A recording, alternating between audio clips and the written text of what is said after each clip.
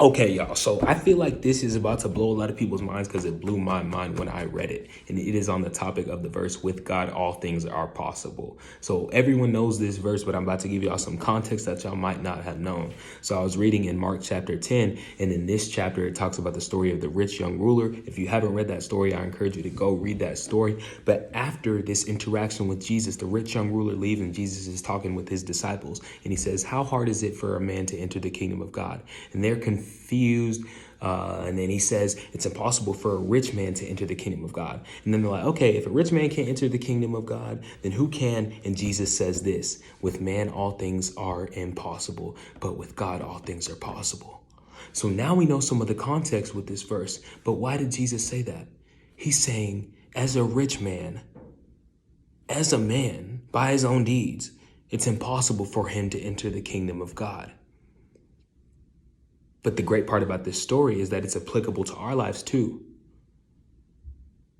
Because not only is it impossible for the rich man to enter the kingdom of God, but it's impossible for the kind man, the charitable person, Monty, you watching this video. It's impossible for you to enter the kingdom of God. And I know I said the good thing, and that sounds like horrible news. But guess what? The second part of the verse, with God, all things are possible. This preaches the gospel. This is the gospel. That is the context of this.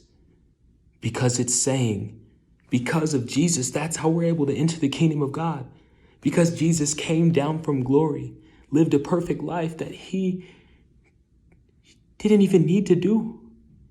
He didn't need to step down from glory. He didn't deserve the death that he ended up dying. He gave his life as a ransom for many and rose from the dead on the third day, being the ultimate redemption so that we could have a reconciled relationship with Jesus. That is what this verse is saying, my friends.